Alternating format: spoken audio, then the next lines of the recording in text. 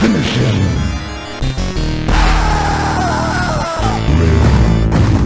Fatality.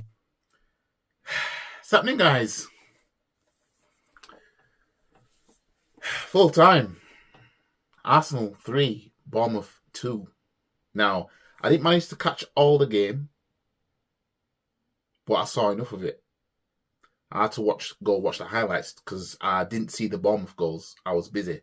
But I saw the notification on my watch, right? Now, before I get into, the whole, shenanigans, right? I predicted that this game would be just another easy 3 points like Everton, basically. And when you look at it, in the end, it looks like I underestimated Bournemouth. Now, I don't understand, Bournemouth knew how to play football today. So, let's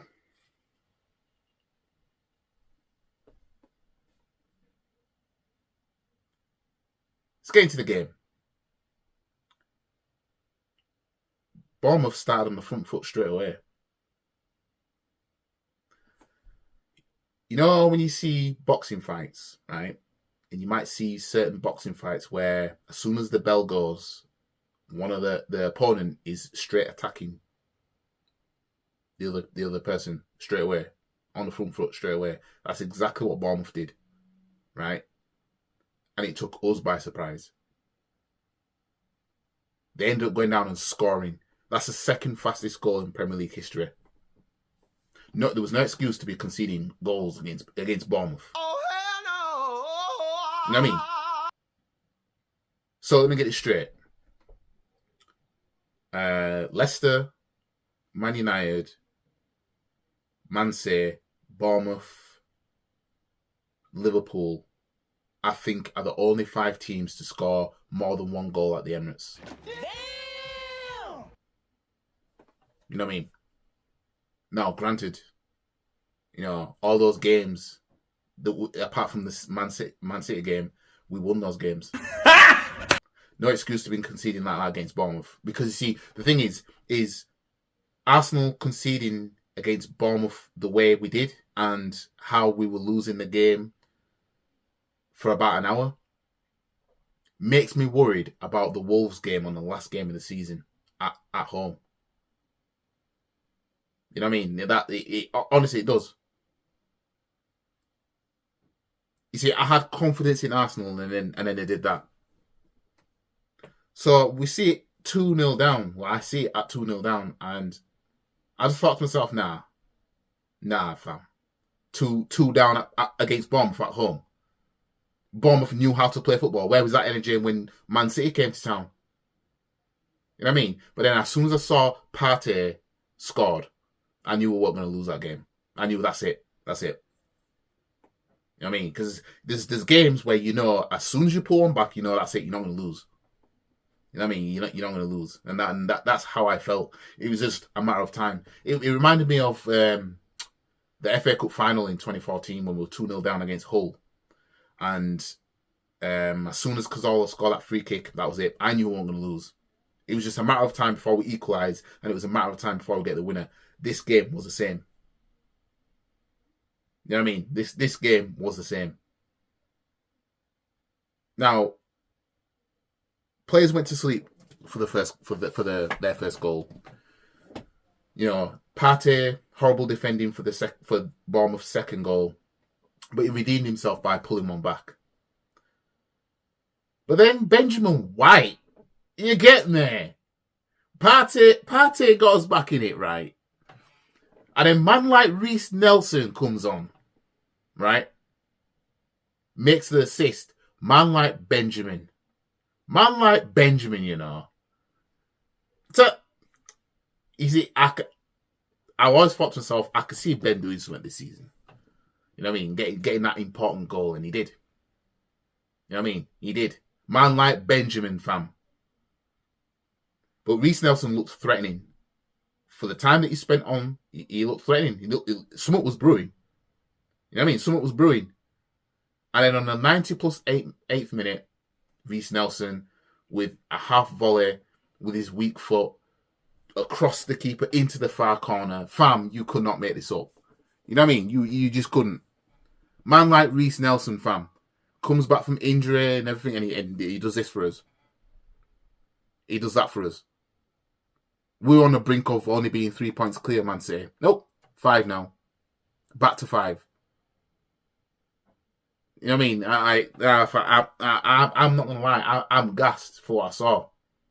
You know what I mean? 2 down to these, man. We should never have been 2 down. You know what I mean?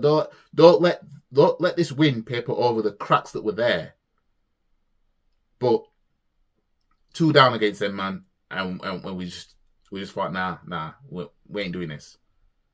I mean, we're going all out, and these are the kind of wins that do win your league titles, right? Because we've seen this many times.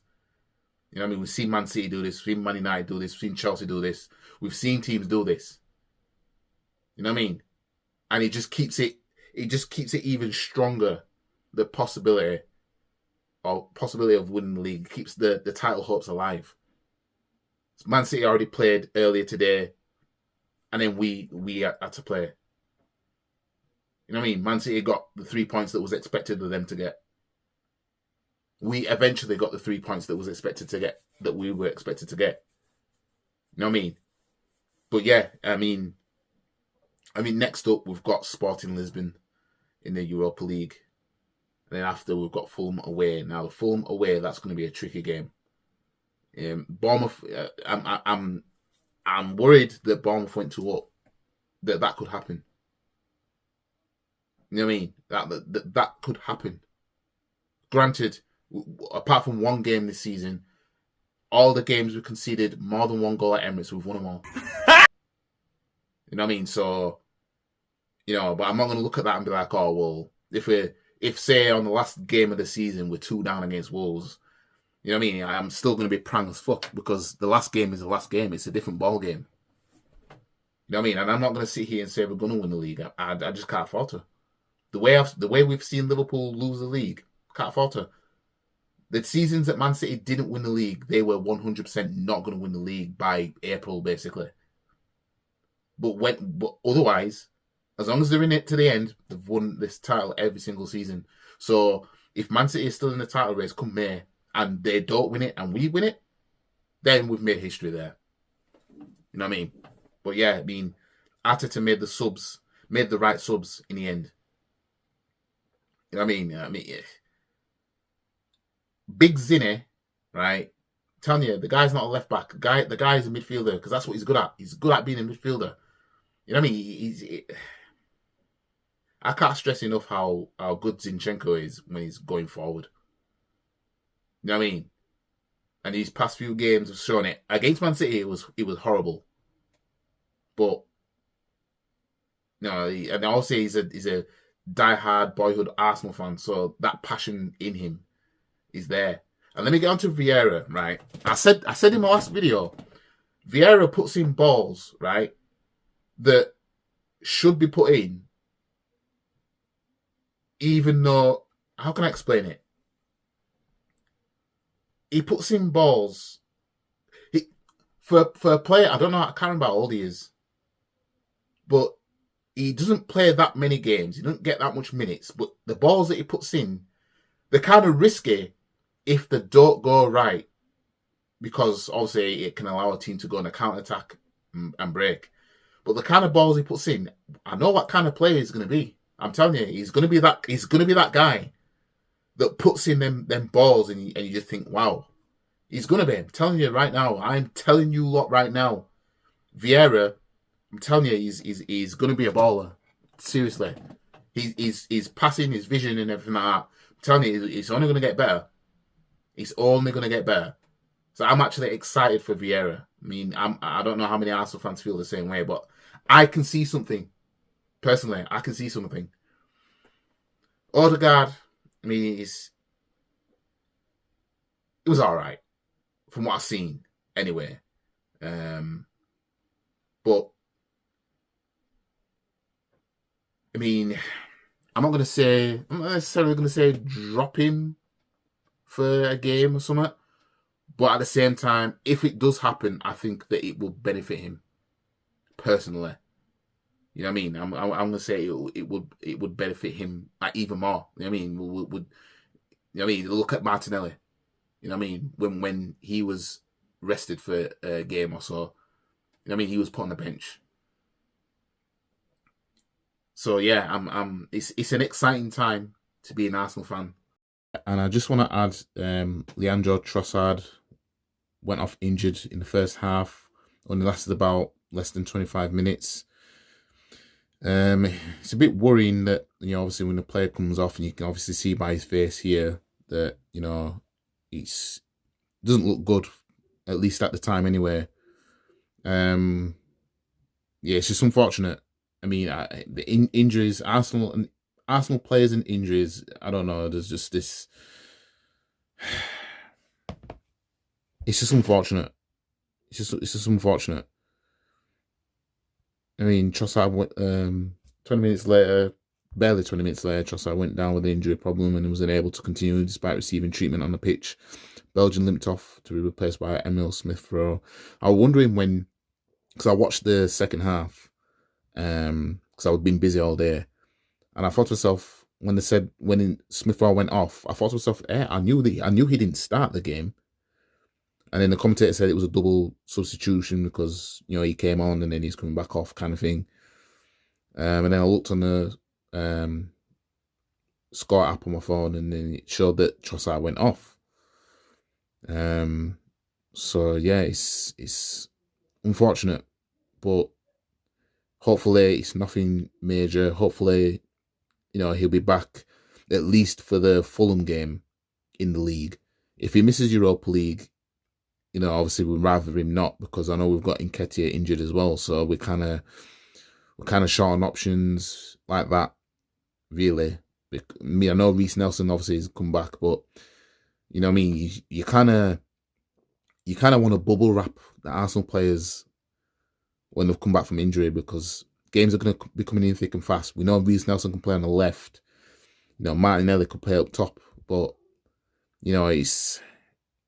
You just want that depth, you know what I mean? And depth will ultimately let us down, if we, when it comes to trying to fight for the league title and with these games coming in thick and fast. Like I said, I want the double, but, you can't do it with a thin squad. And yeah, I'm just happy, man, that we pulled it off the way we did as well, because it makes a statement. It makes a strong statement, because it just looked like that we were going to choke. Seeing that Man City won 2-0 today, they're only 2 points behind us. You know what I mean? It's like, do we prefer only being 2 points ahead of them? You know what I mean? Because when we were 8 points clear, we fumbled the bag. But when we were 5 points clear, we were cruising, pretty much. You know what I mean? So, yeah, I mean, anyways, I'm just happy at the outcome in the end. Not happy we conceded 2 goals at home to Bournemouth, giving us a scale like that. And another thing as well.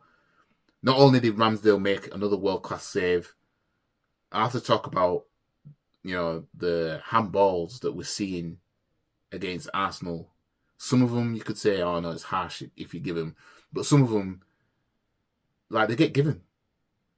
The one, there was a who remembers the Champions League final in 2019, Spurs Liverpool, and that handball? I thought that was harsh. That was a harsh handball, but it was given. I'm glad it was.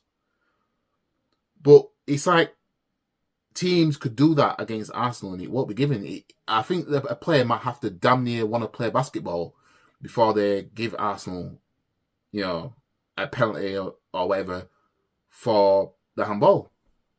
Some were questionable, and it would have been right with the fan base if we had not come out with 3 points in that game.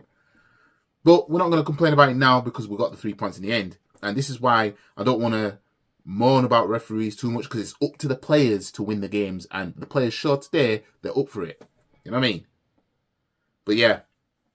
Anyways, like the video, share the video, comment, subscribe to the channel, follow all the socials. And yeah, I will see you guys in the next video. Peace.